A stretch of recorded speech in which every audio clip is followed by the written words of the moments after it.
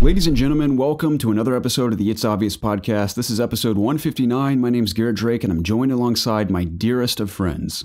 Well, one of the dearest, Jacob Alkapwn. No, we can go with dearest. You think so? Yeah, just overall dearest of friends. All right, we won't tell Preston, that mangy bastard. Yeah, where the hell is he anyway? He's celebrating his anniversary with his wife of 1 year, his old ball and chain. Oh, he's married. It's the big day. He's a married man. Correct. It's still weird when I think about that. Same with Zach. Yeah. When he's on the phone with me, he's like, I'm going to Taco Bell to get some food for my wife and I. I'm like, what? Throws me off a little bit. Strange, but... Are we doing something wrong, or are they moving too fast? That's the question. That's the thing. I mean, if you know, you know. Yeah. It is I guess funny, everyone though, has their own pace. how both of them knew their wives about a year or less before they married them. Mm-hmm. Whereas I've been dating the same girl for 4.5 years now, and I still haven't even thought about popping the question. You guys haven't even kissed yet, right? No, we have not. Yeah. No, we haven't even held hands. You guys are taking it super slow. Yeah, we really, really slow. We want to really get to know each other. We've been on hundreds of dates. Yeah.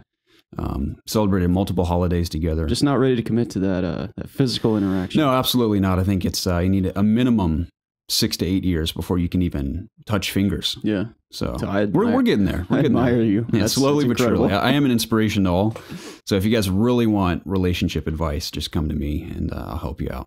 Yeah. No touching though. That should be our new show. Touching. Will be relationship advice with It's obvious Garrett gaming. G or Garrett D. It could be a funny series if we gave poor advice, thinking it's really good advice. Yeah. So kind of like Super Seducer. Yeah. Remember that? Yeah. I don't know how many of you saw Jacob and I Super Seducer Let's Play for COD Connected, but it was pretty funny. Yeah, we did do that. Yeah. I came over and did that. Mm-hmm. That was a fun one. Mm-hmm.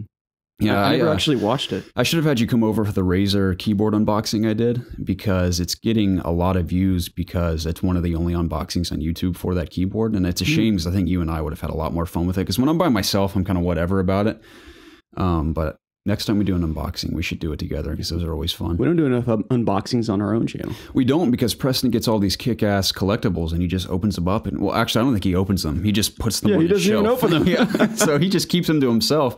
I can't afford all the collectible editions, so I'm not getting the one for Fallout because that's quite a commitment, $200. I wanted to get the one for Kingdom Hearts 3, but it's also over $200. Yeah, so that's too much for me right now. If it's 100%, I'll do it. But 200 is a little expensive. Dude, here's what we'll do. We'll buy pop figures. Then we'll unbox those. Unbox all the pop figures? Those would be exhilarating, I'm sure. Especially all the small ones. Like all the side characters from some anime we've never heard of. Yeah. So like now Kyle from the community, he'd be all in on that, I'm sure. Yeah. Please let us know in the comments, Kyle, if you would be into that idea unboxing. I think it's pop also figures. Carlos from our community. He's really into the pop figures. Is he? Yeah. Okay. Like, I feel like every week he's posting new ones that are coming out. Nice. I bought about 5 or 6 of those. And then I realized, I'm like, what is it that I really like about these? Yeah. I was like, not much. Yeah, so I'm going to stop here. The only ones I buy anymore are the Overwatch ones, just Right. because I told myself that I was going to get them all. Because that would be kind of cool, just having...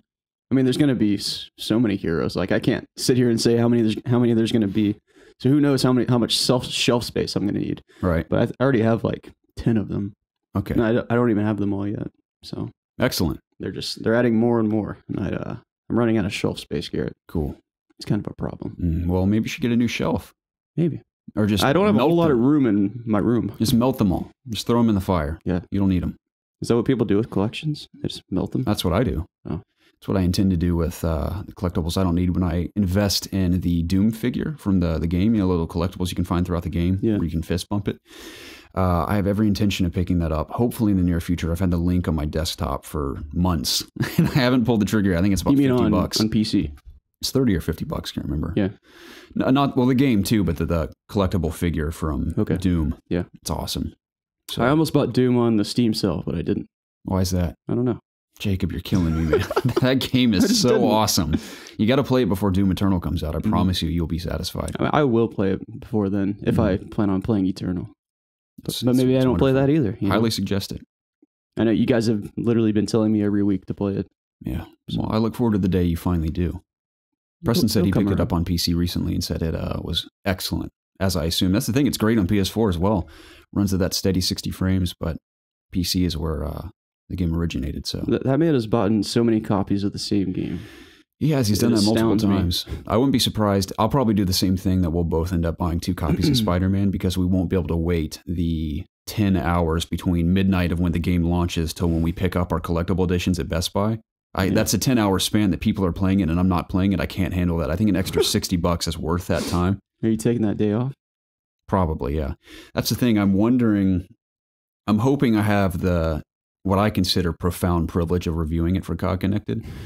Because that's the thing. I would critique it greatly because I want it to be amazing and I want it to reach that Batman Arkham quality. So if it's not up to par, I want to critique it for the sake of it improving over time.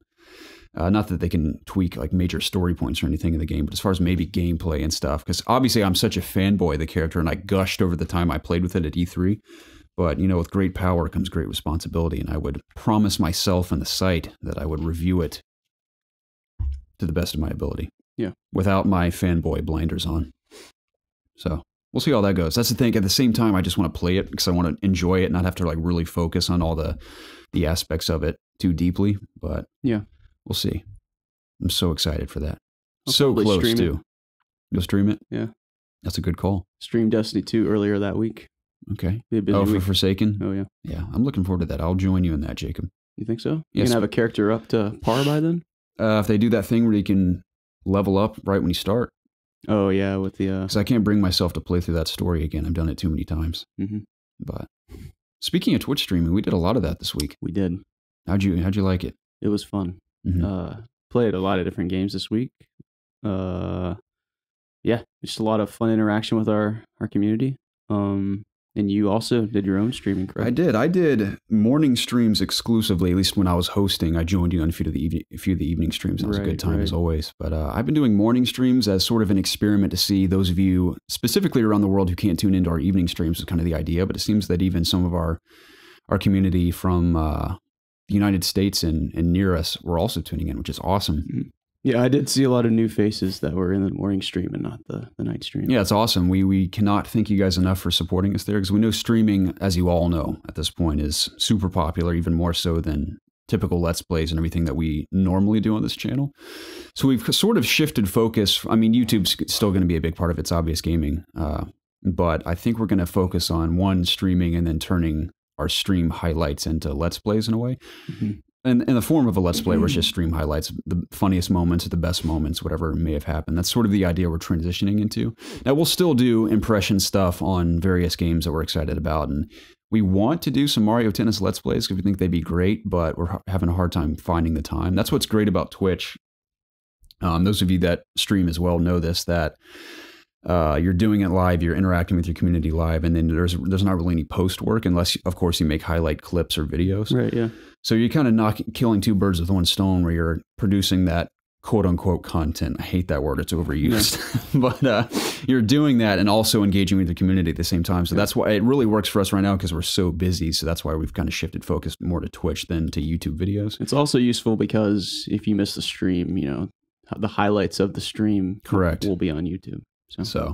But due to the moderate success of the morning streams, I think I did it twice this past week. I intended to do it 3 times, but one of the nights I worked all night long and some COG stuff I had to do, and I just completely overslept. I was so mad when I woke up. But I have every intention to stream every single morning this week, Monday through Friday. So if you're listening to this podcast between the hours of 10 a.m. and noon U.S. Eastern, I'm currently on Twitch streaming.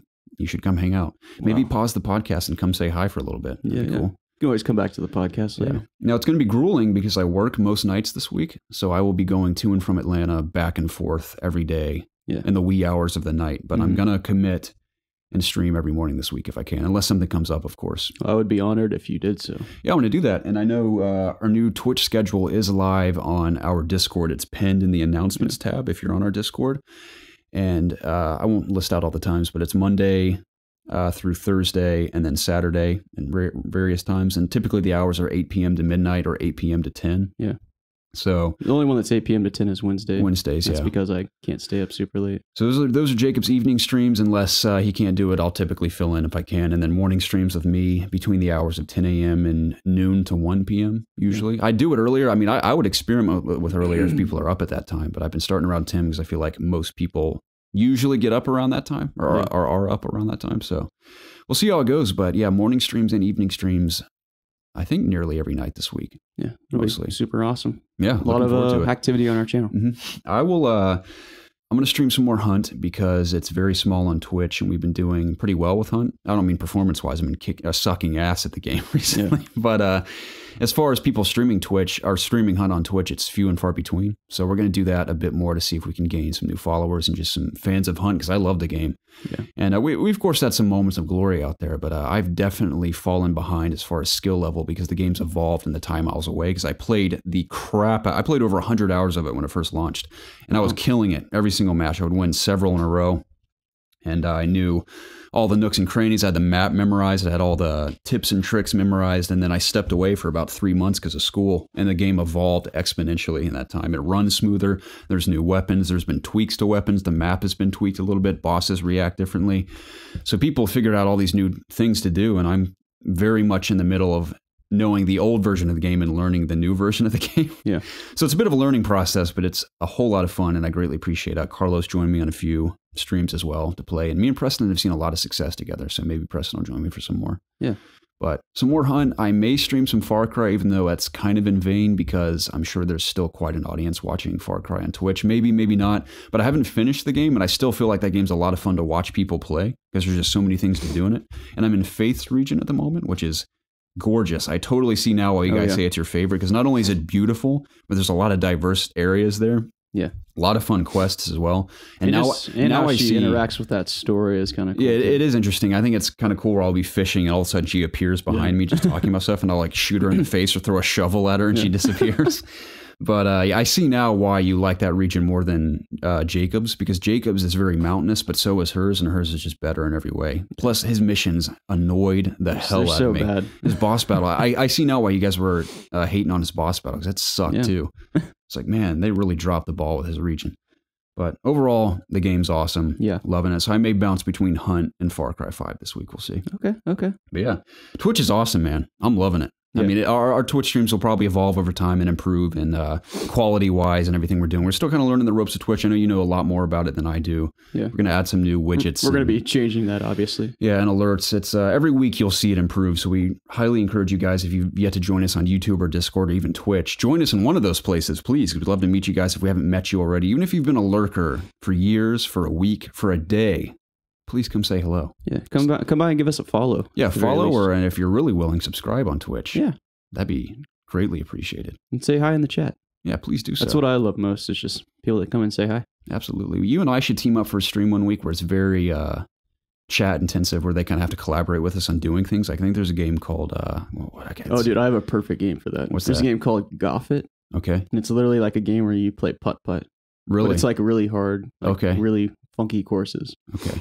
But all you do is like just drag your meter back and you hit the ball. Interesting. Yeah. There's not even like putt or clubs. It's just balls.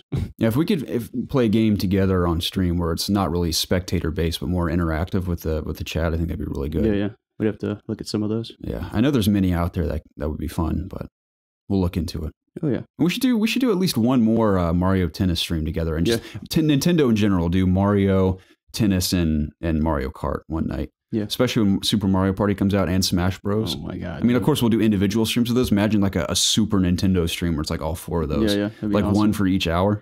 It'd be awesome. What, you mean like Super Nintendo, like the console, or just like a Super Nintendo? A Super Nintendo stream where we'll do Mario Kart, we'll do tennis, Super Mario Party, and Smash Bros. And just the whole community can play with us. That'd be awesome. Or we could have like a dead silent Zelda stream where we don't talk to chat at all. Exactly. Yeah. Yeah. I think that's what the people really want. I think it'd be great. That's what's funny is that I've seen streamers where I guess just the audience is into it, or I've seen a streamer play an RPG where he doesn't even talk to the chat at all. He just will go into a game and read, like say in Skyrim, for example, there's books you can pick up and read, especially in The Witcher. He'll just sit there and read them aloud and people will just listen to him. Yeah. 60,000 people will watch him do this. It's hilarious. I'm like, what are we doing wrong? Because this guy's killing it, reading books in a video game and 60,000 people are into it. So to each his own, I guess. Yeah. I mean, there's people watch Twitch for different reasons. Right. We got to kind of figure out what our niche is. Yeah. We're going to figure it out. Of course, right now we're playing a lot of the games we enjoy. We're also looking for outlets to play games that are smaller, of course, to gain additional subscribers and followers. And I know a lot of you out there in the community stream as well. So by all means, in that community content tab, share your streams and we'll tune in when we can as well because we all want to support each other. Yep. So we're excited about it. And like we've said, we can't thank you enough for the support. And It's Obvious Gaming is still alive and well. And also, if you're watching the YouTube video, I don't know how many people watch the video version of this podcast. We get a couple hundred each week on YouTube. Yeah. But if you're wondering why you can see all of the details in our faces, all of the imperfections, it's because we are finally using our fancy new camera. It's a Panasonic GH4. Ooh. And that's not the nicest camera on the market. And there's even a GH5 now. Really? But this one is still very nice for what it is. And I've used it a decent bit. I used a lot of it for E3. But we're using it for the podcast for the first time. So hopefully nothing goes wrong in editing. It should be fine. But we'll still tweak with the settings and stuff as we move forward. But we wanted the video version of the podcast to appear a little more professionally. I think the only thing we're missing now is obviously an acoustically treated room and a decent set. Because I've been doing it in my bedroom for years, since the beginning. Yeah. I've, of course, had a couple streams at some hotel rooms in the past and Zach's apartment once. It's very hot in here. It's always very hot in here. Yeah, we need some better air conditioning as well. And you guys will also be happy to know is that I've already filtered out the air this week. The stars aligned, and as we began the podcast, the air was going, so we don't have to do that stupid pause we do every week. Yep. But yeah, new camera on YouTube. You can come check it out and tell us how ugly we look. Now you can see far more pixels in the frame. Yeah. So I'm sure the people will love it. Hopefully, yeah. I don't see who would ever sit through a 2.5 hour podcast on a video and just stare at us. But if you do, we appreciate it, man. Yeah. And we do the video version because I feel like it's a better way to connect with us. You can kind of see what we look like and everything. So it's for those hardcore fans that want to just see what really happens. If you don't watch the whole video from start to finish, you're not a real fan. For real. So, but yeah. So how was your week, man? It was great, man. I played a lot of video games. Oh, before we start, we should probably say that there will be time codes. Yeah, we keep forgetting that. We need to say that immediately when the podcast starts. Because I guarantee you we've had 100 people see this podcast and we ramble about Taco Bell and pooping at the beginning. They're like, what the hell is this? And they leave and never come back. We've had comments in the past where like, why aren't you talking about video games? And I'll look at the time codes like 57 minutes in. We still haven't said a thing about games. Yeah. So we need to do better about that. We'll start next week. We'll remember next week. I think we've been saying that for months too. We need to talk about the time codes at the beginning. I'll set a reminder on my phone. My week was great. Yeah. I played a lot of video games. I also worked a lot, which I'll talk about here in a minute. I actually ran sound for a really cool band last night. Cool. Video game-wise, I played the Battlefield 5 closed alpha for COD Connected, specifically for video purposes. I may write some stuff about it, but it's not entirely different from the E3 build of the game. In fact, I don't think there were any changes whatsoever that I can notice. But some of the major ones that I was unaware of at E3, because I didn't really get to analyze the footage too much because I was so busy, but upon analyzing it a second time, the health is different this time around. So let's say you get shot up and you live through the firefight. Typically, in past Battlefield games and most shooters nowadays, your health will fully regenerate. Now it would only regenerate till about 60, 70%, depending on where you got shot. So you'll never fully heal unless you pick up a med pack from a medic. So it emphasizes the role of a medic even more now to heal your squad. So let me interrupt you before you continue. Okay. Aren't there like supply crates and like armor? There are armor, or not armor, health like crates as well, where you can just refill. Yeah, health crates and ammo crates, and you're also equipped with far less ammo this time around. So I think that also encourages people to not camp around a lot. So you kind of have to just move forward and just use what you have. That sucks for snipers. Exactly. I think it prevents snipers from camping all day, which I think is great because I sniped a lot myself just to get a cool sniper video out of it. Yeah. And I ran out of ammo all the time. I constantly had to seek a support class in my squad to dump ammo for me or one of those crates. So I like that a lot. I think that's a really good change to the game. And I realized I was unaware of this. It isn't, you can't heal anyone on your team. You know how they said like, oh, anyone can revive their teammates. It just takes longer than medic. That actually isn't true. You can only heal people in your squad. Okay. So if someone in your squad goes down and you're not a medic, you can heal them. It just takes significantly longer than a medic just popping them with a needle. And they also updated the medic to where there's an actual slightly longer animation when you heal people. So it isn't just like you can run around just like with those defibrillator things. Just, well, I guess that's in modern Battlefield, but just instantly reviving people. So it's kind of a little more dangerous to go out and heal someone regardless. What was it in Battlefield 1? Was it like a shot? It was a needle. Same thing in World War II. It's like a needle. I think it's like morphine or something. Yeah. So that's a thing. So there's more emphasis on the roles of support and medics specifically because of those reasons. What's something else that's different? I watched some gameplay of it. Yeah, that's two of the major changes that I think are awesome. But it kind of sucks though, because if you're not playing with people you don't know, it's so much harder to win in that game, because if you're not communicating with your squad, you will never get anything done. No matter which match I played, I think I won maybe one match, but the teams were never just in sync whatsoever. People were going to different objectives the whole time. We were never focused on a singular objective, and I think if we were, you'd have a lot more success. Yeah. And I don't know why this is, but I never played on defense in Conquest, no, there's not really defense on Conquest, but I never played on defense in Grand Operations, and I never played on the opposite team in Conquest. I think when you get your alpha code, it just designates you to a certain side and forces you to stay on that side. So between E3 and the closed alpha, I've yet to play on the defensive side of Grand Operations, and they always win every single time. I don't know if that's a balance problem they have, or I'm just getting stuck with crappy teammates, but that game is brutally difficult, man. It's no joke. Yeah. And I what I like about it is that I had to get out of the habit of wanting to just run and gun like I do in Call of Duty. And to an extent, I did that in Battlefield 1 too, and had a lot of success with it. And it isn't that I can't shoot people, because I mean, even the gameplay I captured, I did fine on keyboard and mouse. It feels great. But if you're not taking cover and kind of peeking around cover in firefights, then you're going to die every single time. Yeah. Do you die quick? Oh, yeah. Yeah. So that's what I like about it, is that I know this is such a generic thing to say about Battlefield, but it really does feel like you're at war. I know I've never been to actual war, but as far as a video game, it feels that immersive, because if I'm not taking cover, I'm dead instantly. I don't heal all the way. In order to be effective, you have to move from cover point to get to an objective without getting shot in the face. Yeah. Battlefield's always been really good at doing that. Just having a good environment and the ability to capture you in the moment and just the landscapes that they build. Yeah, and the and the sound effects in Battlefield. Yeah, the sound design is almost unparalleled. Yeah. in video games. It's like incredible. That on top of like Battlefront 2 as well, or just any of the Battlefronts that EA has made. I mean, the closed alpha graphically has a ways to go, you can tell, but even we know that with Battlefield 1, visually and audibly, those games sound and look unbelievable. I mean, Frostbite, especially when DICE is using it, is incredible. Yeah. So I know this game's going to look and sound beautiful, but in its current state, it's still a little rough. I mean, frame rate wise, I was pretty stable around 60, and visually you can tell it's still going to enhance a bit before launches. But overall, it's super solid. I'm trying to think of something else. Oh yeah, the destruction I was mentioning. It's back in full force like it was in Bad Company and stuff, because I kind of dialed it back with Battlefield 1.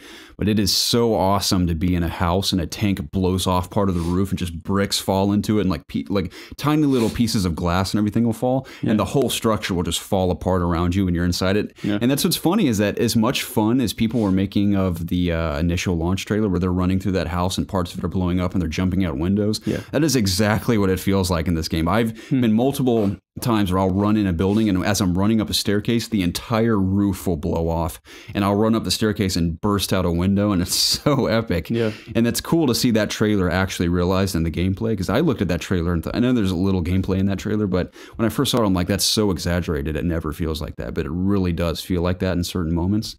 So high praise for that. I'm glad to see the destructibility come back in full force. Oh yeah, that's kind of how it was in 4. That's great. So it's good to see it back. It's cool too. Your character will be impacted by massive explosions. There's been a couple times where I'm running past something that'll explode and it'll knock you completely over as you're running by it, which is pretty cool. Like I've been by a train that explodes and it knocks me back like 6 feet. And I think you ragdoll too, because my whole screen's shaking everywhere and I can't tell where I am. Yeah. And I feel like that'd be how it really is, because I get up and I'm like, what the hell just happened? Yeah. And you typically don't take much damage when that happens, but it's just kind of cool to be running and knocked over like that. So it's super brutal, super hard. Can you imagine having like a sliver of health and just dying to that? Yeah. Yeah, so that's what's kind of exciting about it, that I've really had to train myself to kind of dial it back a bit. I think that's my same problem with Hunt, is that I've been playing so much Far Cry that I kind of just want to go out there and run and gun. And I have to remember that to be successful in Hunt, you really have to be slow and steady about it and actually be a hunter, because if I run around like a lunatic, I'm going to die every time. Yeah. But same thing with Battlefield. You got to just take it slow and steady and it'll be more successful. But very good. Yeah, had a lot of fun with that. I also captured a whole lot of gameplay for... The Beast. Beaster, at it again. Captured a lot of gameplay for The Crew 2, for COG's review. I'm not reviewing it, I'm just doing the video version of it. And that game kind of sucks. It's not very good. Like the first one. Because I never played the first one. I never really even heard anything about it. But I was always intrigued by the idea of having the entire United States to travel in an open world with cars. I'm like, wow, that's really cool. But it is just so underwhelming. It's very, very ambitious, and I think I can see where the ideas are, but when I'm playing it, I'm like, this is just so underwhelming. Now, graphically, the cars look really, really good, but the world is just so lifeless and just looks pretty bad for the most part. Now, all the major landmarks, say like the Golden Gate Bridge or the Empire State Building or the Statue of Liberty, the Grand Canyon, stuff like that, all those major monuments look really good, but the environments around them and the cities around them just look terrible. Yeah. I mean, you'll be driving through, say, Las Vegas, and your car is like almost half the size of a building. It's like the scale is way off. Yeah. And I get why they have to do that. They have to scale everything down and make it feel like, one, an entire United States open world, but also for it all to run without loading. So it doesn't look very good. The vehicles feel pretty janky for the most part. It is pretty funny. Control well? I mean, they control fine, but it just kind of, it doesn't feel as fluid as, say, a Forza or, in my experience, a Burnout in the past. Yeah. So that's unfortunate. Yeah. I'm sure there's an audience that enjoys it, but overall, performance-wise and graphically, it isn't up to par with other racers. And again, I remember, in its defense, it's the whole United States, so I get it. I remember when the first one was coming out, when it was announced, and I was actually excited for it because just the idea of being able to travel across the United States was such an ambitious thing to do. That's what's weird, is that as cool as that sounds, I've yet to just bring myself up. Like, I'm going to drive from Florida to Oregon. I've yet to have the desire to do that in the game. I think it's because, one, I'd rather be playing other things anyway. But and racing games aren't really either of our, our genre that we enjoy. But it's funny because me and Preston and I both talked about how we're interested in Forza Horizon 4, especially after playing it. It's just, I am too. Yeah, I think I've given Forza the chance I think it deserves, because it's such a successful franchise and there's a ton of fans. And again, I've had a ton of fun with racers in the past. I think Horizon 4 may be the first one I pick up and really give it a shot and see how I feel about it. Yeah. So we'll see. But yeah, I'm just trying to think anything else about Crew. Oh yeah, the dialogue is the cringiest stuff I've ever heard in my entire life. It is so juvenile. I think it's written for 13-year-olds. Here's a line from the opening statement from the game. So you're talking to this promoter and you're a racer, and he's talking about how you're going to the race, and the game's all about gaining followers, which is so hypocritical when I say this. I think that's so goofy too. It's just like, it's all about your followers, and like, if you don't get enough followers, you're not cool. So you start out with 0 followers, and it's all about building your fan base, which is hilarious because that's exactly what we're trying to do on the internet. But when I hear other people promoting it in like a racing game, I feel like an idiot for some reason. It just kind of puts things into perspective. I'm like, does this really matter? Gaining followers, it just seems silly. Anyway, the dialogue in the opening statement, your character says something like, I'm going to go out there and do my best. And the promoter goes, I don't want your best. I want incredible badassdom. He says incredible badassdom. Cringe. It was awful, Jacob, and it doesn't help either that their animations are like Andromeda level, or at least initial Andromeda level. They're just totally lifeless. So this robot with wide eyes is like, I want you to go out there and give me incredible badassdom. I'm like, that is awful. Wait, do you actually like get out of your car and talk to people? You do. It's funny. In certain spots, it'll let you go into first person and kind of explore an open area, and that alone feels awful when you're walking around in first person. It looks bad, and you have like every bug-eyed people just standing around you the whole time. You also have an apartment, like a penthouse where your cars will reside. You can change your outfits and stuff, which I think is pointless because you're in a car the whole time. But it's rough. It's rough. I'm sure people enjoy it, but it's definitely not for me. Good to know. Good to know. Other than that, I just played Far Cry and Hunt this week. What about you? Well, like we said earlier, did a lot of streaming this week, and that's primarily where I did almost all of my gaming. Start off with something new. I started Ori and the Blind Forest. Holy crap, Garrett. The game's soundtrack is absolutely beautiful. Like, it's probably one of the best I've ever heard. Visually, the game is also stunning. Lots of bright, like, a lot of the environments are kind of darker, and then that's kind of contrasted by Ori, the little spirit that you kind of play as through the game. And Ori's like incredibly bright. It's a bright white character. So it's kind of like a cool little contrast between, like, you can clearly see your character all the time, but you can also, like, it looks good in the environments because it's darker.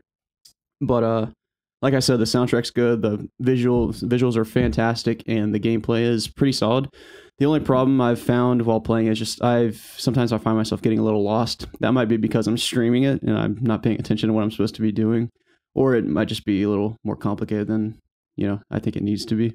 But I mean, there's been Metroidvanias in the past that are much more complicated or harder than this game is. So it's just I'm kind of new to the genre, so it might take some getting used to kind of finish the game and figure things out for myself. But I'm really enjoying the game. It's super fun. I witnessed your struggle on your stream. I tuned in a bit while I was editing Battlefield videos. Yeah. I was like, man, Jacob sucks.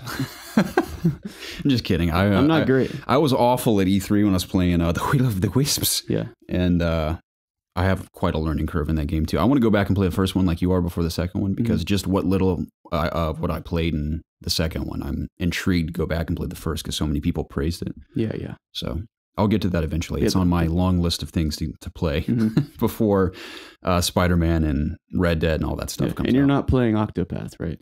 I don't intend to. The demo I played, you're a fool. Didn't really grab me. You're a fool, Garrett. I love Persona as well, but it really takes a lot out of me to play turn-based games. And I don't hate them. They're just not my favorite type of games to play. You son of a bitch. No, I will. Like I said, there will come a day where I see Persona 5 through to the end because I love that game. The 25 hours I spent with it were incredible. Yeah. That's a huge commitment, and there's other stuff I want to play. Yeah. So you're not going to play Pokemon next fall either, are you? You mean the new Pokemon or the one coming? New. Are you talking about Let's Go Eevee and all that? No, new. The new one I will probably play. Yeah, we'll see. Yeah, I mean, I probably will. You and your turn-based combat. I don't. Like I said, I don't hate it. It's just not my favorite. I get that. Everyone has their thing. Yeah. Played more Fortnite this week. I'm slowly but steadily getting much better at that game. Okay. When I first started, I couldn't do anything, man. Like my buttons where I didn't want them to be. My sensitivity was really high. I've kind of condensed all that to things that I'm comfortable with using on my keyboard, and my sensitivity is much more manageable now. I am getting I'll say this, I'm much better at shooting people now. I still struggle with sort of some of the building concepts, but it's going to take time for me to learn all that stuff. But I've been learning like little tricks. Like every time I stream, like I tell this to the chat, I learn like 2 or 3 things every time I stream the game. So it's slowly but surely I'm going to learn how to play Fortnite well. And hopefully it'll turn into a better viewer experience, because right now I'm just awful, Garrett. But I want to be better. But did you hear about or witness the rocket launch in the game? I watched it on YouTube, and I was confused as to what it was exactly. Yeah, I was trying to get in because I had a lot of Saturday off, so I tried to get into the game and see that happen. I wasn't there in time because there was a queue to get into the client, so I missed it by a couple minutes. But I watched another streamer play through it, and the launch was super cool because a rocket like shot up into the sky, it disappeared. Then I don't know if it was the same rocket or if someone else shot a missile or something into the game. Right. But this missile just falls out of the sky. It has like a red laser that it shoots towards Tilted Towers. Yeah. Then there's like a shield over it. Right? Yeah, then it disappeared. Yeah. It appeared somewhere else and shot across the map. Then it disappeared again. Then something fell off and fell into like Anarchy Acres, which is one of the farmland kind of looking areas. So like a little aliens, a little bogey fell off somewhere, and then the missile like reappeared again, shot up into the sky and like cracked the sky. So everyone's like trying to speculate what's going on. Yeah, but it was super cool to seeing that happen live in a game on multiple servers. Yeah, that's why Fortnite continues to blow my mind. I've enjoyed it. I've come around to enjoying playing it because obviously I joined you on a few streams this week, and I get the appeal totally. Again, I'm not like dying to play it constantly, but whenever I do play it, I have a really good time, especially with friends. And so I get now what the appeal is, but it still continues to blow my mind just seeing the constant, not only just interaction that everyone has with the game, but just the constant updates Epic brings to it, not only just cosmetically, but also just within the world and this rocket thing that everyone freaked out about. I'm like, I was so lost where everyone on the internet was like, holy shit. And I was like, what is this? But that's why it's just the fear of missing out. Yeah, that's why they've had so much success, and I think that they totally deserve it. They're brilliant for what they did. So it is just the funniest thing, the evolution of that game to what it's become. It's just the weirdest story. I'd love for NoClip to do a documentary. I mean, it's all obvious. I mean, Epic Games had their concept, and they're like, oh, Battle Royale's popular. We're fans of it. Let's kind of make our own version of that. They had the perfect playground for it. Yeah, I think the more interesting interview would just really be what their reactions have been and how they've managed the massive surge in success they've had in such a short period of time. Yeah, I mean, arguably before the blow up of this Battle Royale Fortnite, like all they had was like Unreal. Yeah. I mean, if you look at their launcher, there's not much on there besides that and Fortnite. Gears in the past, but yeah, and then they shut down Paragon. They realized the success of Fortnite. They're like, hey, F you, Paragon. This is our game now. Yeah, you gotta think like maybe they wouldn't have shut down Paragon. Maybe they would have tried to make that more successful had Fortnite not. That's what's funny is that I guess people assume that. I mean, MOBAs are still a thing with a certain audience, but I guess people assume to an extent like, oh, MOBA is going to be the next big thing, and then out of nowhere comes PUBG. I mean, of course, H1Z1 was around and DayZ before that and everything, but I guess they saw the craze and they're like, let's see how this goes. And holy crap, were they in the right place? I think they made a good decision. And then everyone else tried to copy them. Yeah. So, but before we move on from Fortnite, I had a sick deagle shot from like across the map. And I headshot a guy and killed him instantly. That's awesome. It was so satisfying. I clipped it for someone in stream. I think it was Handsome Jack. He clipped it on stream and I put it in Discord. So nice. Everyone can watch that. I'd love to see that. Anyway, I got a victory royale last night with Frog and I think Justifiable. And then we had one earlier in the week, I think, with Kyle and some other people. Okay. I know Preston and I got one. I was on my hands and knees when he won, but I was there. We were the last two survivors. There too. Yeah, I was dead. It was so funny how all this time I'm like, I don't really like Fortnite that much. It's not really for me, dude. And then as soon as we went to Battle Royale, we're like, oh my God! Oh, like that's what it was last night. I was like, yeah. That's because we've never won in PUBG. So when we went in Fortnite, we lost our minds, dude. I just love the stories. Like, and then on top of that, I can clip good things that happen on Twitch. Yeah. And just share it with everyone. It's great. It's a lot of fun. Yeah. You going to do that anymore this week? Fortnite? Yeah. Oh, yeah. Okay, cool. Oh, yeah. Really enjoying streaming that. Nice. And so played Overwatch PTR, Garrett. Mm-hmm. Been trying out the new Hero Wrecking Ball, which we can kind of talk about because it's not in our I watched a little of that stream as well. Mm-hmm. That character is absurd. He's insane. So much mobility. Yeah. So basically, for people that are watching that don't know who don't listen to Overwatch at all or keep up with it, Wrecking Ball is a new hero. He's literally a hamster in a ball, a mechanized ball or weaponized ball. He literally rolls around the map to get around quicker, which already gives him like more mobility than almost every character in the game. And he's a tank. He has a grappling hook, which he can use to swing around on any object. And if you get momentum, you turn orange, and you can use that to knock enemies back and do damage to them, which is already insanely powerful on its own. But on top of that, if you're up in the air, you can hold down control, which is usually your crouch button in Overwatch. You'll wind up for a second, you'll slam down on the ground and do a ton of damage to everyone under you. But the cool thing is, because he's a tank, he has this E ability. And the more people that are around you, when you press that E, the more shield you get. So if you're like in the thick of the enemy back lines and like all 6 of the enemy teams around you and you pop that E, I think you get close to like, you have like 900 health. It's Holy insane. crap. Yeah. And like half of it's shields. They call him Wrecking Ball for a reason. Yeah, he's absolutely insane right now. Obviously, they're going to be tweaking him and whatnot, but he's very fun to play. And I can't wait for him to be on the live server. Especially when people latch onto something and just whirlwind around. Like a lot of people, on the payload maps where the team's moving the payload, Wrecking Balls like to attach themselves to the payload and just swing around the payload so the enemy team can't touch the payload. It's pretty funny. It's very exciting. Yeah, I'm having a lot of fun with him. I really need to pick up Overwatch, man. I don't know what's taking me so long. I'll drop $30 on Dying Light and Portal 2 and all these other games. I'm like, yeah, this is great. I mean, you obviously Overwatch is still sitting there, and you obviously don't want to play it, Garrett. I think I do, though, Jacob. I think if I played a single match again with you and a couple other community members, I'd be reminded of how much fun I used to have with that. That's what I need to do. But yeah, after we played Fortnite yesterday on stream, not yesterday, Saturday. This will go live Monday. We played more PTR Overwatch at the end of the night. Wonderful. It was a good time. Great. But the only other thing I played this week, well, we streamed Mario Tennis Aces and Mario Kart this week, me and you. Yeah. And that was a good time. It was. I mentioned this on stream. Friday night, I went over to Evan's and we played so much Mario Tennis. Like he went from not knowing how to do anything to doing well. Yeah, he's pretty good now. Nice. We should go over there and play. Yeah, it was a lot of fun. We played on his projector. That's awesome. But yeah, it's unfortunate that he didn't have internet down there at the time because we were trying to do like a tournament. I don't know if you could do 2-player tournaments or not. I'm not really sure. You can. Like 2-on-2 locally? No, I mean like the online tournaments. I think you can. Yeah. Yeah, you totally can. I think I've tried it before. Okay. Well, we just didn't have internet connection, so that wasn't an option for us. So we just did local play. But yeah, because you and I did a 2-on-2 tournament, remember? We did that a couple times. Did we? Yeah. You sure? Because we won most of the times. I had Boo. using that trick shot. I thought we just did like, you know what I mean? Like the tournament where you actually get into a bracket. Oh, we were just playing matches. Yeah, I see what you're saying. I don't know if you can. Yeah. Because that's what, like, I love the competitiveness of that tournament mode. Yeah, it's intense. You know, I get so pissed when I lose, dude. I know, yeah. It's so frustrating. I actually haven't played it yet on my own account. I haven't touched the tournament mode. I've been trying to get through that stupid adventure mode just like the completionist in me wants to get through it.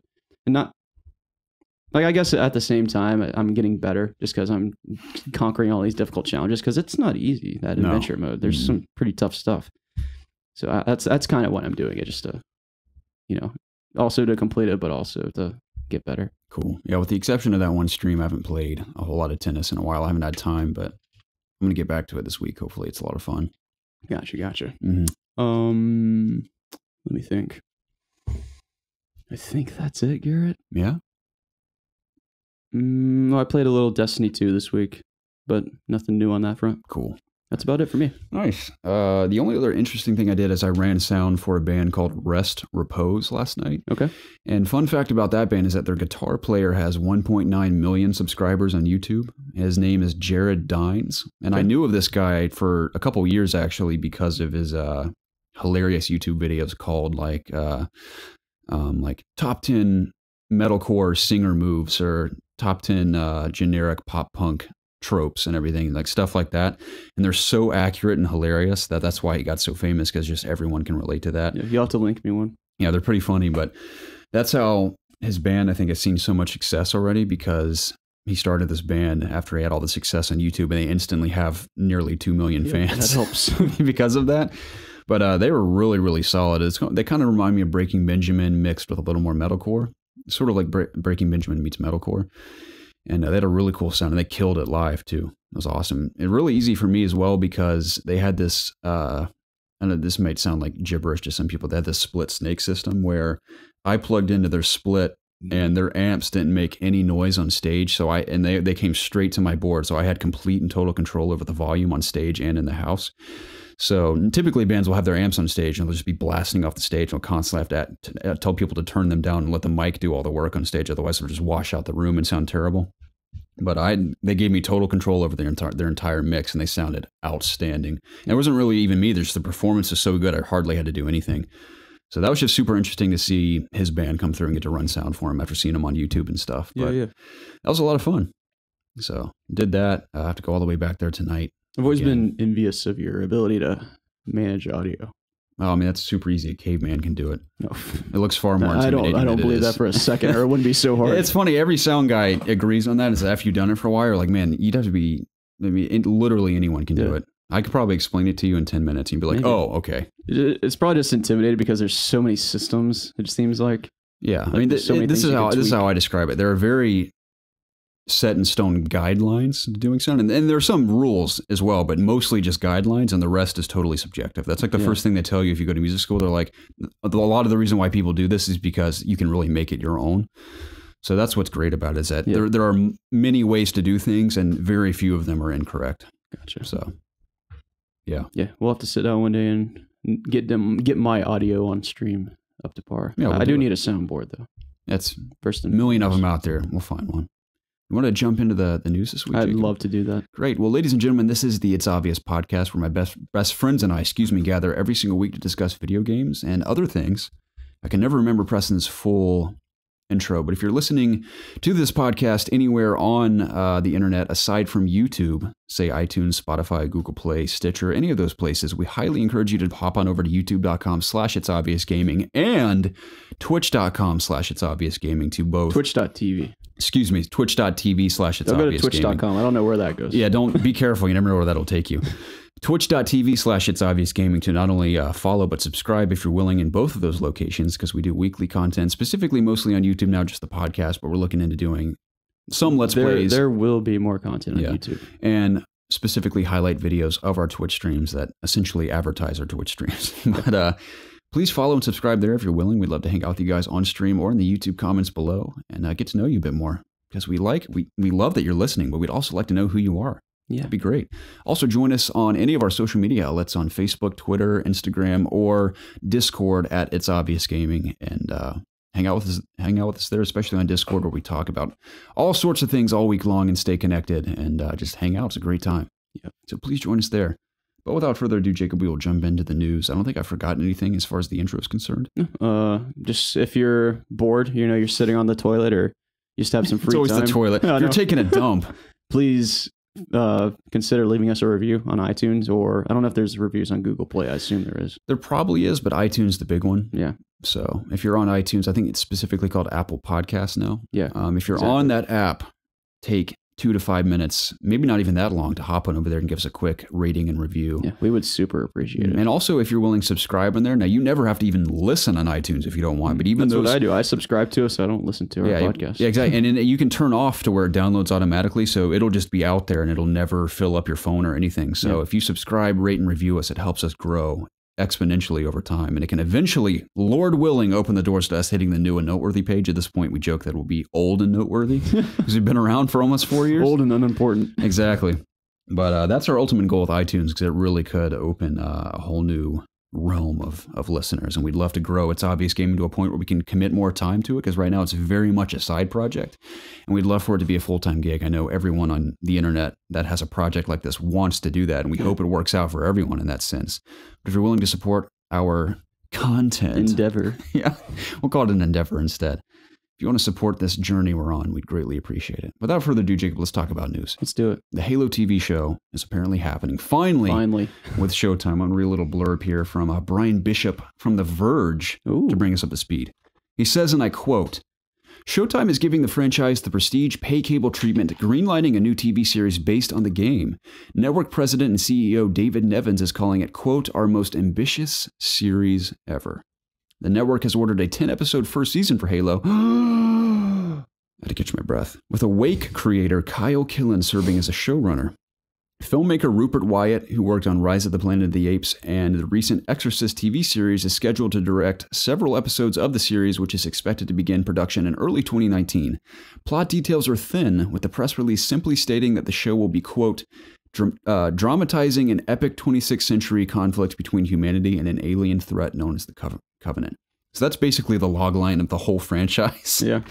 But so now that we know it's officially happening, we have every right to get excited about it. Yeah. And hopefully we can manage our hype. Now, I will say Showtime has produced some great stuff in the past.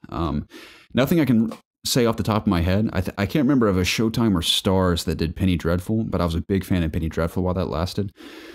So let me look them up real quick. Yeah. Best Showtime shows. Yeah, let's take a look at that, because I think Penny Dreadful may have been Stars, if I'm not mistaken. They're one of those like subscription TV channels, right? Like HBO, Stars, I think so. Showtime. Yeah. They've done Homeland, Shameless, Dexter was on there. Okay, those are big ones. Not for Twin Peaks. That's Penny Dreadful, you're right. Cool. Weeds was on there. Okay, so now I can say I know for a fact that Showtime only produces quality, for the most part, quality content. Yeah. So I have high hopes in this. I know there's a lot of good talent involved. So let's speculate on our biggest hopes and dreams. I know I've done this in the past from like, if I saw a Halo movie or TV show, this is what I'd want to see. So I'm going to sort of reiterate that for people that have either not heard that or would like to hear it for the 20th time. You're going to be much better at this than I am, because I don't know what I want from Halo. I would like to see a story that takes place in between Halo 1 and 2. And I want Master Chief to be mentioned, but I only want to see him, if anything, in a glimpse on the battlefield. I'm talking like for a frame, if that.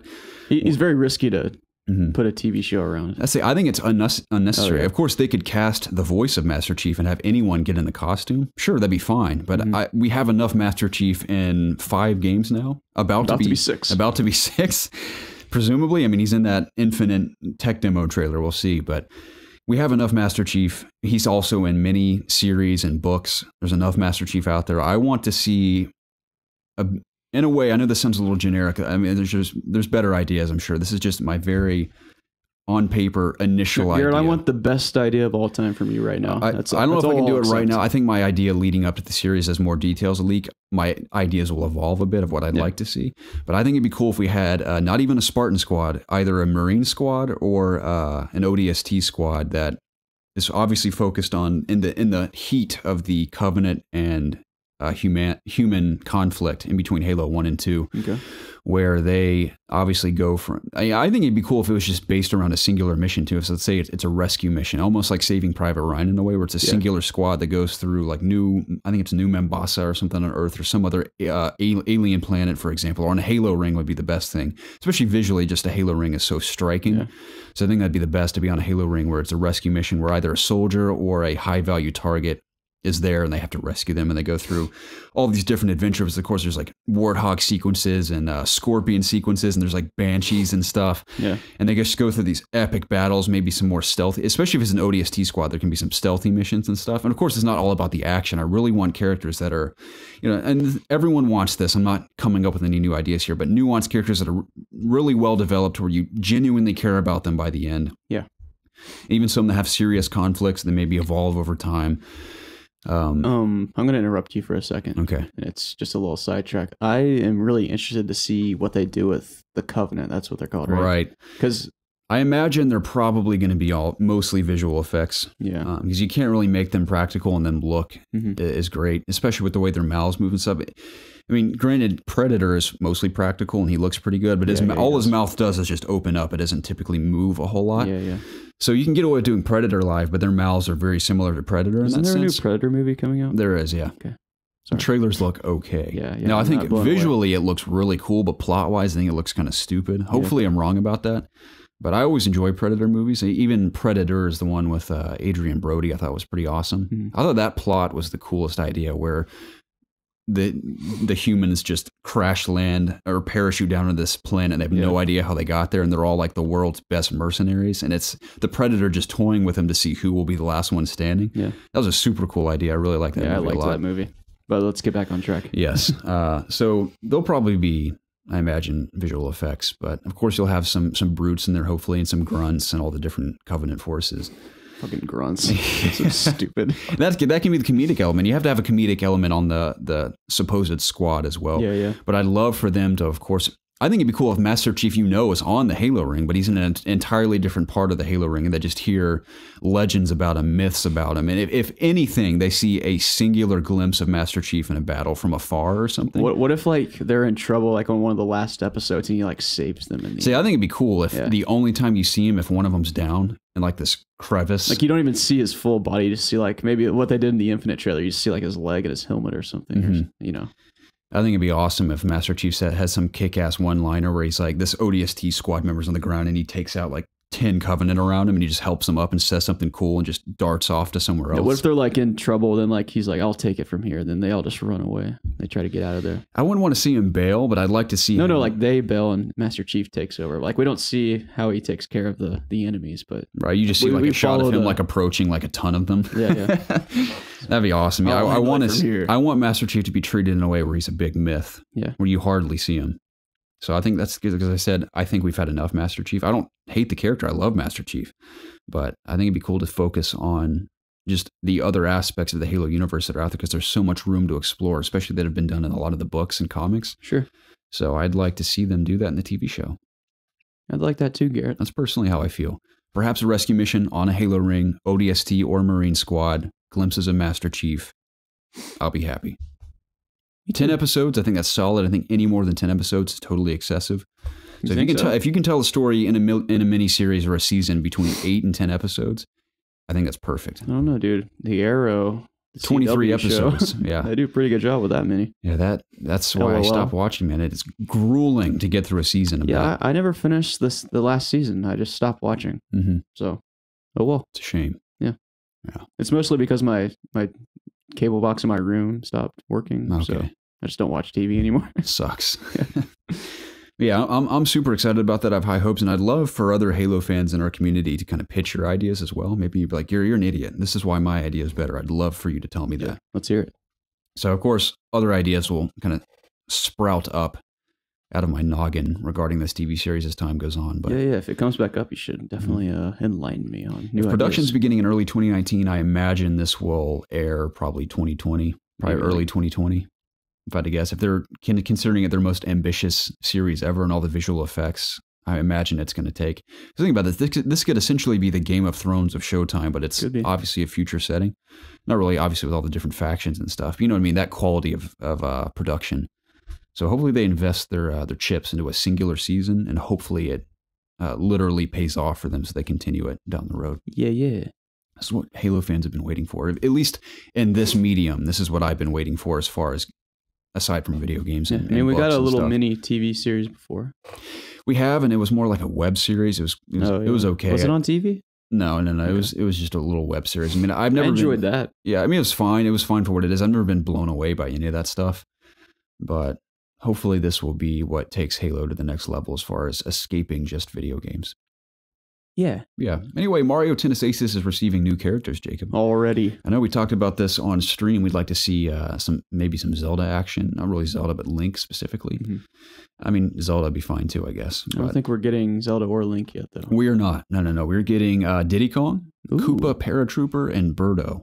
I'm really excited about Diddy Kong. Me too. I think he seems like a great tennis player. Especially if he and Donkey Kong play together. Oh, yeah. So that'd be fun. That'd be great. Speaking of Donkey Kong, I like using Donkey Kong. Oh, yeah? But my favorite is Bowser, dude.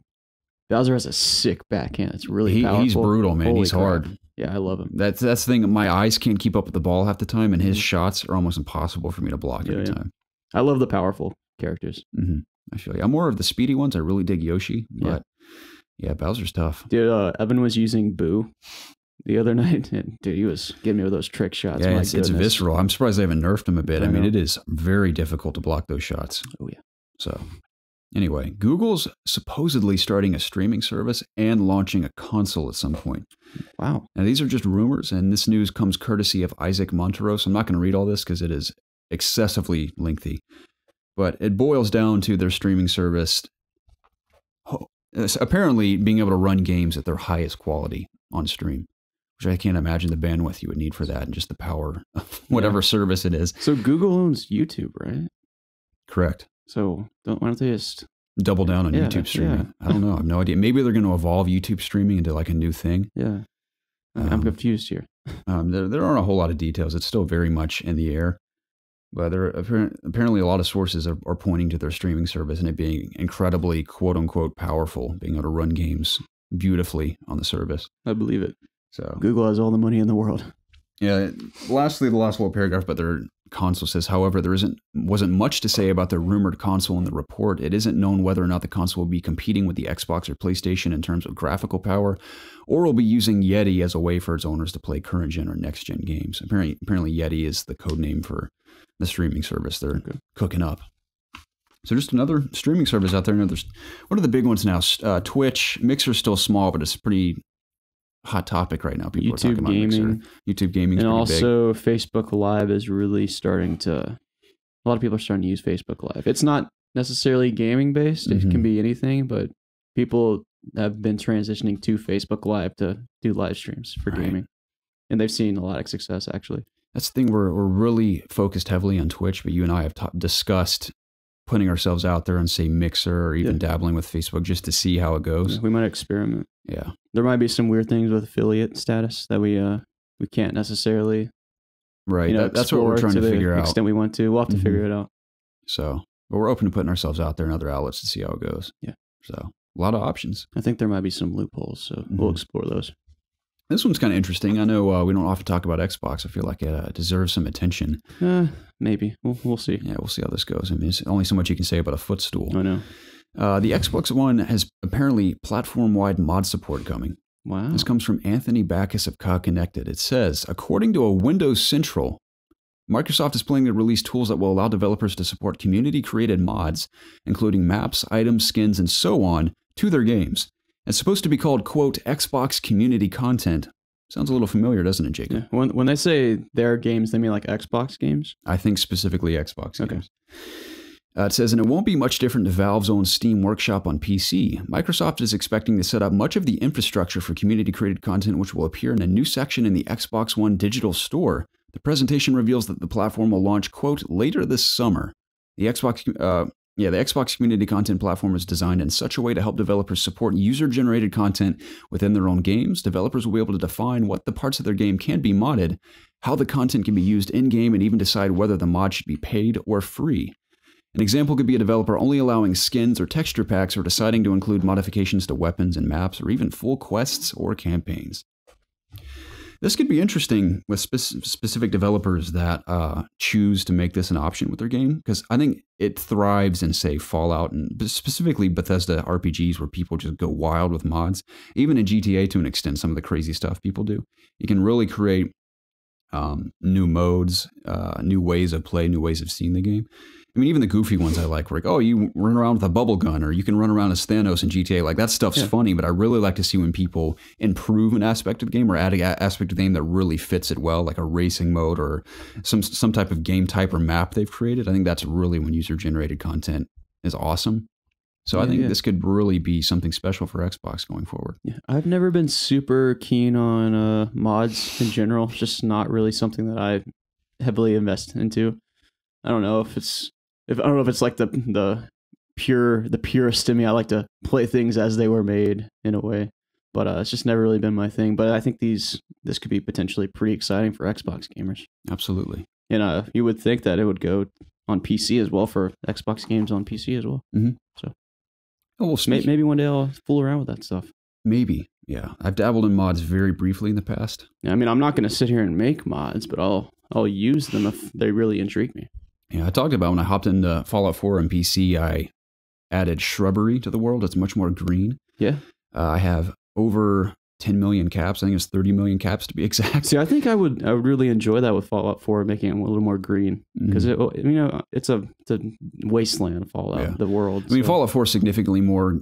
I mean, obviously there's a green hue over Fallout 3, but it's mostly the world itself is pretty gray, whereas Fallout 4 is definitely more colorful. Oh, yeah. But yeah, it is lacking a bit of green. So there's like flowers and trees and green grass everywhere. It's kind of weird to see it like that, but at the same time, it's kind of cool. That's why I think Fallout 76 is going to be cool, because the world is a little more alive. Mm-hmm. So yeah, I'm very excited for that as well. I still need to check out the No Clip documentary about it. I haven't seen it yet. Oh, it's good. You should watch it. Cool. Well, speaking of new things, Jacob, Amy Hennig has begun an independent studio. I'm not shocked. Yeah, me neither after the crap she's been through. Mm-hmm. But this news comes courtesy of Andrew Gilbert of Cog Connected.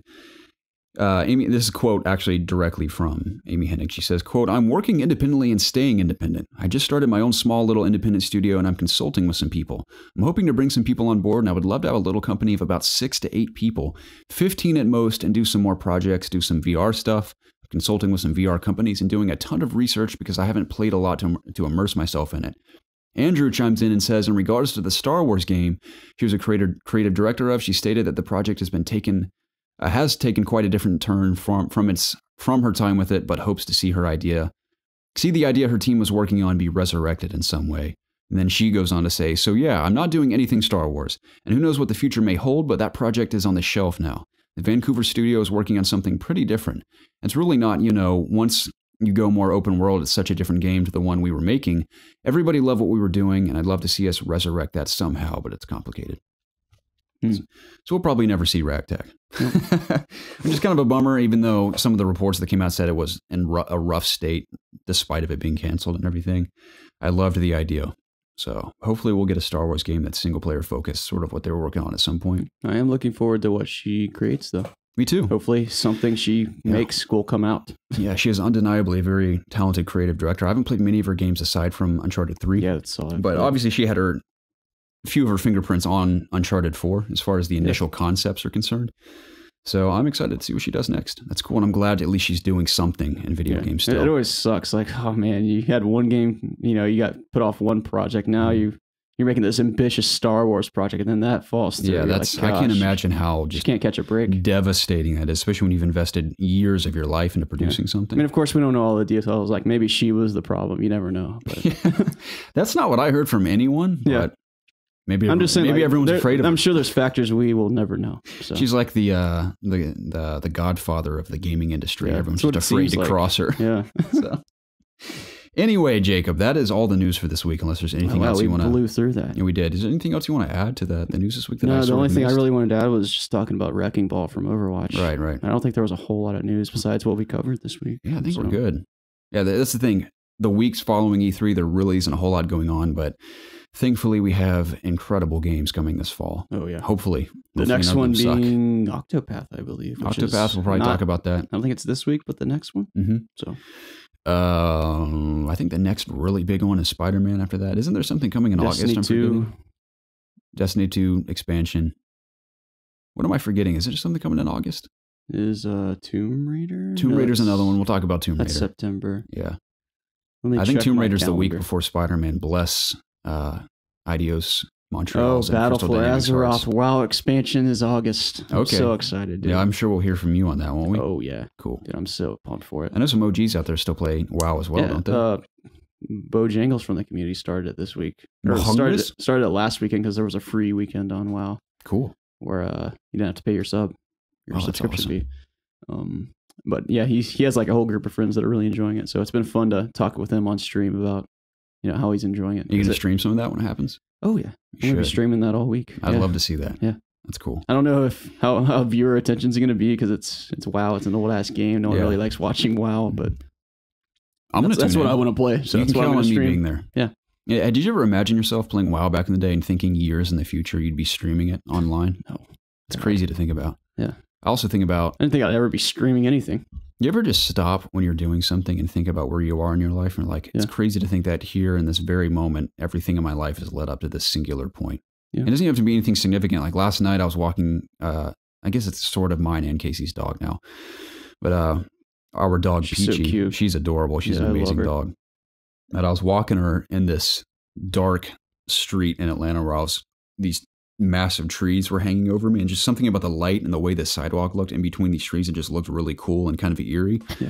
And this is so random, but I was standing there while she was just sniffing the grass, and I'm like, every single experience in my life, everything I've done, said, or all that crap has all led me to standing right here in this moment. And just one thing that happened differently could have changed all that. I know, it's just weird when you stop and just think like that every now and then. Like, it's just kind of strange when you think about stuff like that. Mm-hmm. So... yeah, you can't look back too hard and you regret things. No, I mean, it's not like I'm not saying you were. I'm just saying that's dangerous territory. Right. I wasn't even really thinking about my past or my future. I was just thinking about that very moment. I'm like, everything has led to here. Yeah. That's the kind of shit you think about when you're going to sleep at night. You're like, why it's just because it was so quiet. This is the funny thing too. It's just I see the weirdest people on that street. I like this one drunk. Well, I thought it was a lady. This man in heels and a wig and a dress. Was shuffling, and he was shrouded in darkness in the street because there's very few streetlights. So I see this individual shuffling like a zombie out of The Walking Dead. Oh God, it's coming happening towards me and Peachy, and Peachy's like growling at him, and I'm standing there, and he finally comes into the light, and I realize it's a man in a wig and a dress, and he's walking by like a zombie. I guess he's drunk. I'm like, hey, how's it going? Doesn't even look at me, just keeps shuffling like a zombie right past us. I'm like, that was weird.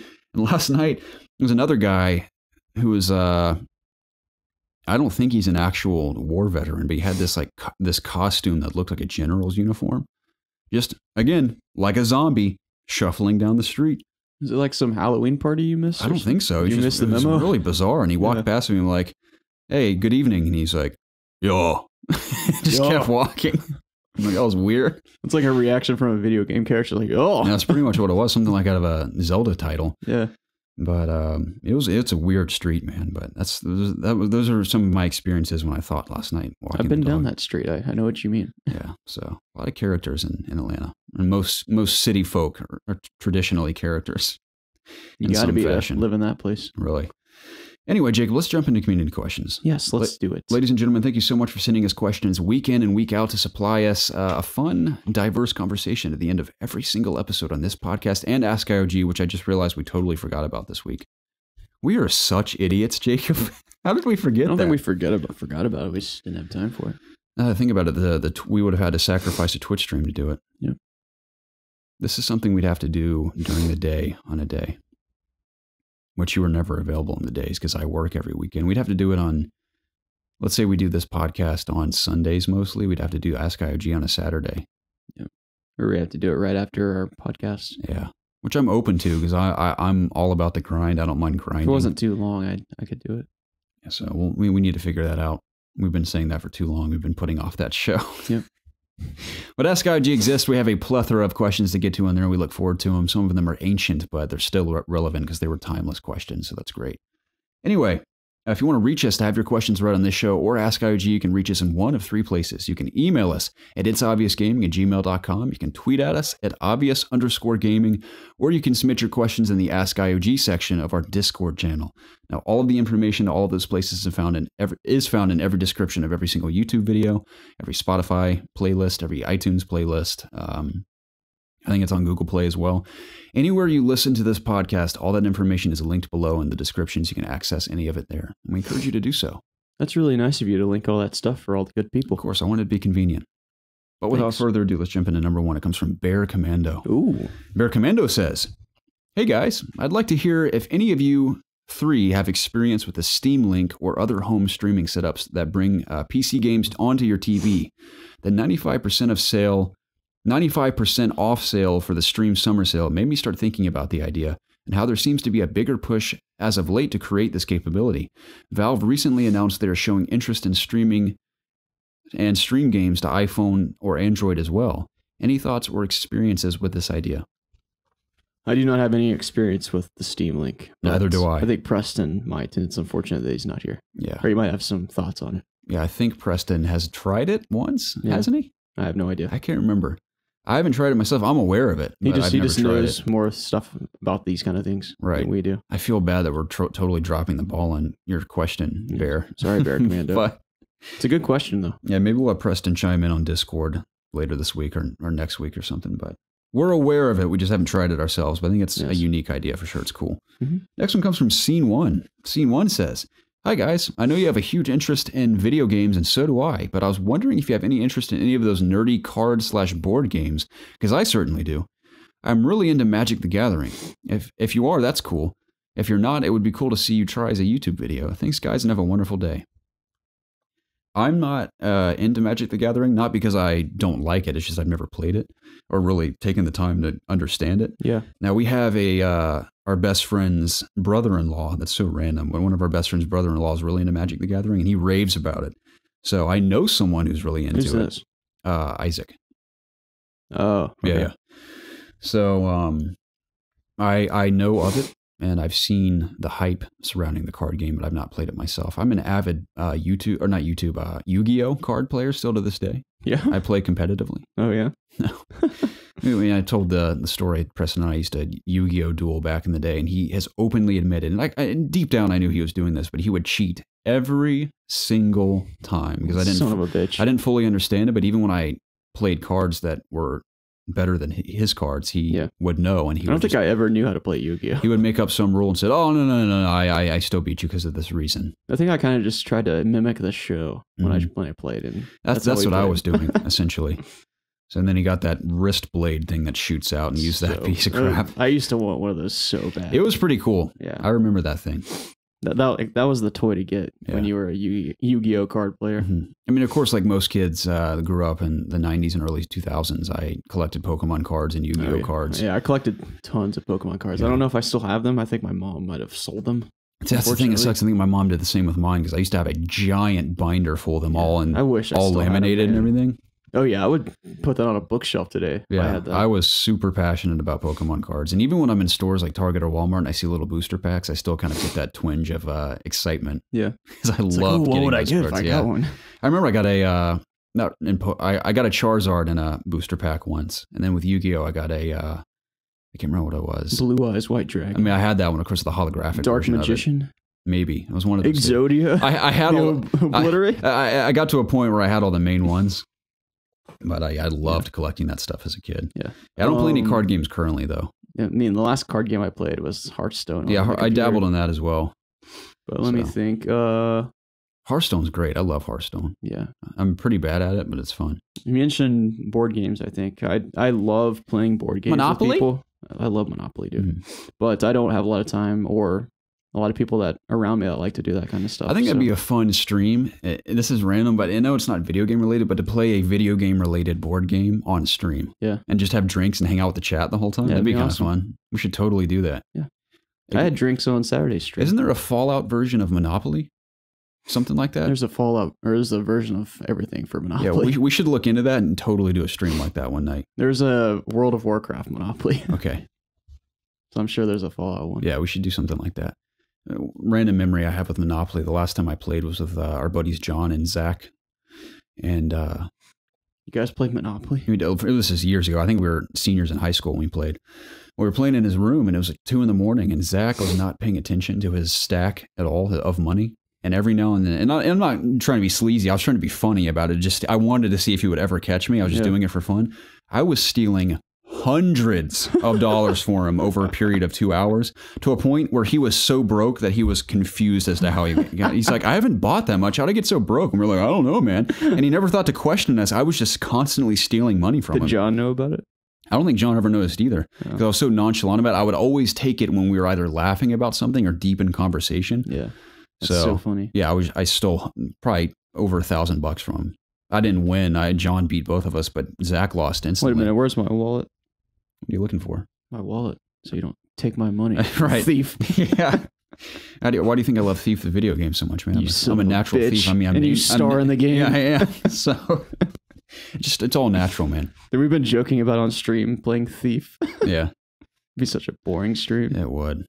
I mean, it's the greatest game ever made, but I mean, I think it's because it's so admirable and it's so excellent that it's almost boring because of that. Because nothing compares to it. Mm-hmm. So that'd be tough. I think it'd be great to do a video analysis on Thief and why it's the greatest game ever made. I agree. That's what, like a little diary. Because you and I talked about, well, what if we did some written content for the channel? And I was like, oh, maybe it's very time consuming. We really should do that. If I was going to do anything, it would be Thief. It should be like a super serious, like Thief why analysis. Thief is so good. We could have like really like we can get emotional about it too. How it changed our lives. That could be gold. Yeah, sure. I know we've talked about doing stuff. We should brainstorm more ideas about that. This is why we want the channel to grow so much more, because it would provide us opportunities to really invest in and stuff like that. It's just so hard right now, but you guys know. We've been talking about it forever. You guys know. Yeah, board games. I've always loved. And this isn't a board game, but I've always loved Uno Attack. Uno Attack's a great game. Apples to Apples. What's that? Cards Against Humanity. Yeah, really that's a great one. I think that's mostly the game. I mean, Candyland. Most generic game ever, but played Candyland. I always like the game of life, and Clue. Life's fun. Clue's funny. Have you ever played Sorry before? Yep. Sorry's kind of cool. Sorry's fun. Man, let's move on. Wow, Jacob, fine. I'm done talking about these cardboard games. Okay. But scene one, yeah, we do dabble in card games and board games from time to time. Not Magic the Gathering, but perhaps we'll stream something like that in the near future. It'd be cool. Weather the Wolf, or just Weather Wolf says, Weather the Wolf. Have you guys ever thought of streaming your podcast recording on Twitch? And we have answered this a few times, but now that we're really into Twitch, we'll talk about it again. We have talked about that. We have a good reason for not doing that. What was the reason again? I don't remember, Garrett. It was, Preston made a really solid point where I'm like, you're totally right. I think it's because we're very racist and sexist typically, and we have to edit out all of our terrible bits. Yeah, little do you guys know we have like 50 edits of us saying really bad shit. Horribly racist and sexist things at all times. But no, that's not the reason why. I can't remember. Preston made a good point about something. I can't remember what it was. I mean, it would probably be a good idea if we did do it. It would be quite a transition, and we'd have to get to a point where we can always do it at the same time every week to have consistency. It's definitely possible. We have the means to do it, but doing it consistently is one thing. And I'll have to have Preston remind me what his other point was. It's not going to totally prevent us from ever doing it. There will come a time. I think Ask IOG is prime for doing it live. I think that show would be better live. And one, because we're answering questions people have submitted for Ask IOG, but also just live questions in the Twitch chat could be awesome. That's actually a good idea. We should consider maybe making one of our night streams an Ask IOG. Dude, that we could both be a part of every week. That is brilliant. Because imagine if our Thursday night stream was always Ask IOG, because we could record it then, and then it also goes live on YouTube and iTunes and all that the following morning on Friday for just everyone else who couldn't tune in. Yeah. That should be how Ask IOG evolves. And then, even if it's just you and me, or whenever Preston can tune in, he can tune in with us. Because he could always hop in on Discord chat when we do that. How would we be able to do it from our own houses? Yes. How would we get... No, I think the appeal would for us to be in person, sitting like this. I'm trying to figure out, like, how do you get multiple... I don't know how Preston did this for our E3 coverage, but how do you get multiple That was games. Google Hangout. Okay. And we could do it like Google Hangout if we wanted to. Can you do that through Skype? Can you have multiple face cams? I haven't tried it with Skype. I think there's like a business version of Skype that allows that. Okay. But I know Google Hangout's typically the platform to do with the multiple face cams like that. We should do some research on that this week. We should, but I think that is the ultimate way to evolve Ask IOG. And Preston, hopefully, if his new job situation works out, his evenings will be open far more often. And I think that would totally warrant another reason for us to do that live. Yeah. That everyone keep their hopes up. Who asked that question? Everyone encourage that too. If you want to see Ask IOG be a live show on Thursday nights where we're all together and we can not only read questions you've submitted, but also read questions live that you're submitting in the chat actively with us. Yeah. Weatherwolf, congratulations on inspiring us to come up with a new idea. Yeah. You may have, I mean, obviously we've had that question a lot, but now that we're really into the Twitch streaming, I think that's the perfect way to take Ask IOG to the next level. Could be, yeah. We'll see. We'll talk more about it. Yeah. Please let us know in the comments below on YouTube or on Discord if you'd like to see that. Kyle Hart writes in and says, so I've been an Xbox fan ever since I played a demo of the original Halo on the original Xbox in the mall. Wow. I've had good times and met friends, but up until the Xbox One, I've noticed things have taken a turn for the worst, you might say. Wow. My Xbox friends have come and gone, just like my interest in Xbox in general. There is a sliver of hope I cling to, yet it is safe to let go. But is it safe to let go and grab on to a new lifeline? And in parentheses, he says, Sony? ? I love the idea of the new Xbox One X being a PC gamer, 4K Blu-ray and a graphics unit equivalent to a GTX 1060. Hell yeah! However... Is that you or him? That was him. No. Hell yeah! However, I am here I am with honest thought... Sorry. Here I am, honest thoughts about the future of Microsoft's Xbox. Me currently Titanic theme song. Me holding on for dear life. Kyle, this is how I see Xbox. Most of the titles that I'm even interested in playing on Xbox are on Windows 10 as well. And that is what I consider to be my primary platform for gaming now. Of course, I will play every Sony exclusive that's good, and most of them are good, thankfully, including Spider-Man, Days Gone, Last of Us Part 2, Ghost of Tsushima, Death Stranding, stuff like that. I will be playing on my PlayStation, but anything that's multi-platform, specifically on PC, I have every intention to play on PC.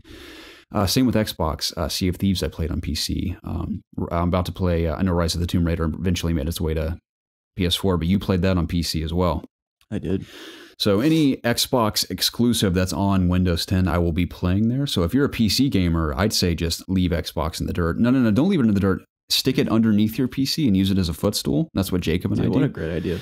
So don't throw it to the wind. Use it for your feet to stay cozy. Yeah. But this is funny, is that would actually be a decent footstool from where I'm sitting, because I kind of wanted a footstool. Yeah. And I have something else, but I'm like, why not use the machine that I actually call a footstool? It'd be a good Instagram picture. Actually have the footstool as a footstool. But I would say let go of Xbox. I know it's hard. I let go of Xbox when I transitioned to PS4 from 360. Yeah, I was going to say the same thing. It's not because I hate Xbox or even dislike it for that matter. Sony's exclusives appeal to me more, but I still adore Halo and I still sort of like Gears of War. And that's what keeps me interested in Xbox. But if Gears lands on PC, which it is on PC, and if Halo Infinite lands on PC, which I'm more than certain it will, that's where I'll be playing. So I would say leave Xbox behind and by all means cling on to Sony. Because I would hate, my heart breaks for those that have not had a chance to experience specifically Bloodborne, Horizon, God of War. The Last of Us? Oh, the last one, that was on PS3 as well.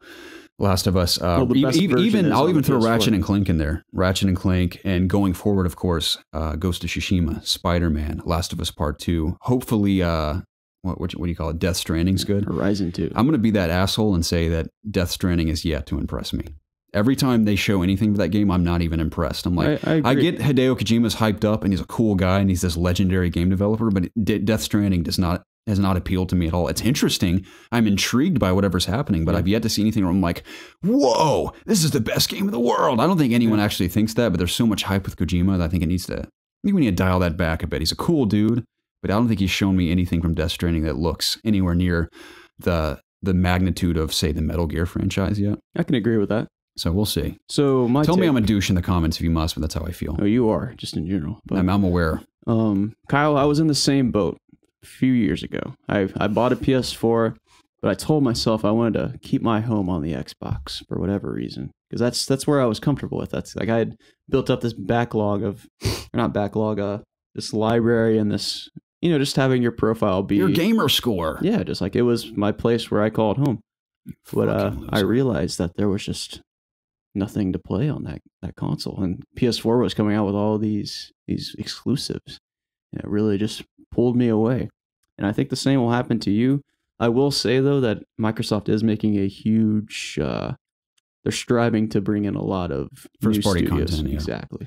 So in the future, probably with the next Xbox, there's going to be a lot more opportunities. But here's my question. Will those same first-party studios be developing games for Windows 10 and Xbox? Most certainly, yeah. So again... I say, if you have a PC, there's no reason to have an Xbox. And again, you can use an Xbox controller with your PC. Yeah. I mean, exact same experience. And you can hook up a PC to a TV, You can.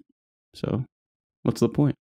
I know. I mean, if you just want the simplicity of having something in your living room that you don't want to mess with a computer, I guess that's your reason to get an Xbox. And again, I know we say the hashtag not fanboys thing, which I think is a hilarious joke, and we still say that, but Preston and I have openly said this. If PlayStation was also available on Windows 10, I would never touch my PlayStation again. I would play everything on the PC. Oh, yeah. We're not just saying that because we really enjoy Sony's exclusives. It's all about the way Microsoft, in a way, has shot themselves in the foot with having their games available on both platforms. Most of them available on that platform. I mean, they have Windows, though.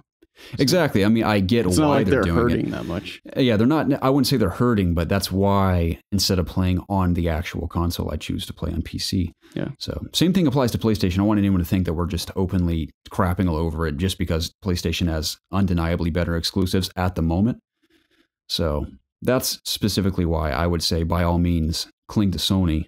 I know your question's a little old. You may have clung to Sony by now. I apologize, but please do so if you haven't already experienced the games I've aforementioned. Yeah, just get a cheap PS4, like the slim model. Yeah, you don't even need a Pro. Need a big fancy one. I mean, the Pro's awesome. Don't get me wrong. I mean, running Horizon and that checkerboard at 4K was breathtaking. Yeah, but like you were saying, I'd hate for someone to miss out on a lot of these fantastic narrative games. Agreed. Yeah, it's been a ton of great ones on PS4 this generation. There has been, and more to come, which is fascinating. I know. So. Big Nasty writes in and says, Big Nasty. He says, all right, time to stop putting this off. Great podcast as always, especially since it concerns Spider-Man. Now, this was a couple weeks ago, Big Nasty, forgive me, but I'm pretty sure this one's still good to go. He says, a figure that I am in love with just as much as I am with Halo. At the moment, I have a beastly PC and a normal Xbox One. Earlier this year, I was planning on getting a Switch during Black Friday sales because of the awesome games and portability. Now I'm not so sure. With Game Informer covering Spider-Man, the character has been brought to my attention again, and holy shit, I want this game. Obviously, it's only on PS4, though. I can't justify to myself spending so much for just Spider-Man, though. Really aren't any games I can think of worth getting for PS4. I'm not down the weeb shit like Xenoblade. And that's a Switch game. Yeah, because he mentioned he almost got a Switch. And Nier and whatever else.